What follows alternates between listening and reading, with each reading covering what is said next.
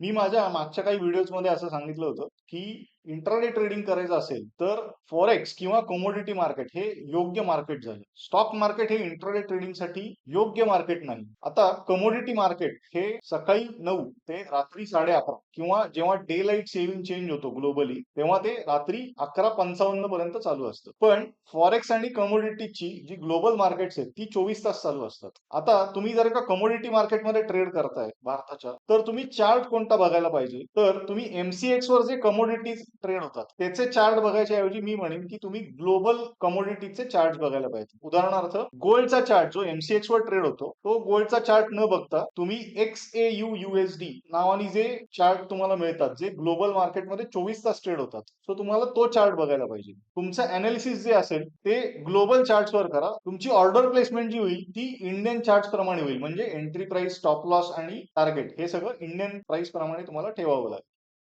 उदाहरणार्थ मला जर का गोल्डचा चार्ट उघडायचा आहे, तर मी काय करू शकतो, इथे मी जर का गोल्ड टाईप केलं, एमसीएक्स वर जो ट्रेड होतोय हा झाला गोल्डचा इंडियन चार्ट. हेच XAU USD नावाने जे ट्रेड होतंय इन्स्ट्रुमेंट, त्याला म्हणायचं ग्लोबल चार्ट. ग्लोबल चार्ट का बघायचे? कारण ते 24 तास चालू असतात. इंडियन चार्ट बघितले तर तुम्हाला आज रात्री बंद झाल्यानंतर दुसऱ्या दिवशी सकाळपर्यंत जी प्राइस मुवमेंट होते ती गॅप म्हणून दिसते. पण ती खरोखरच गॅप आहे का? तर तसं नाही. तिथे ऍक्च्युअल त्या गॅपमध्ये ट्रेडिंग ऍक्टिव्हिटी झालेली. त्यामुळे तुम्ही टेक्निकल अनालिसिस मध्ये जी गॅप थिअरी शिकला असाल, ती गॅप थिअरी अशीच्या अशी जर का तुम्ही कमोडिटी चार्ट्सवर वापरली, इंडियन चार्ट्सवर, तर ते गैर आहे. ती खरोखर गॅप नाहीये. हा मुद्दा माझा पटला असेल तर माझ्या व्हिडिओला लाईक करा. हा व्हिडिओ जास्तीत जास्त लोकांपर्यंत पोहोचण्यासाठी तो शेअर करा आणि माझ्या चॅनलला सबस्क्राईब करा. धन्यवाद.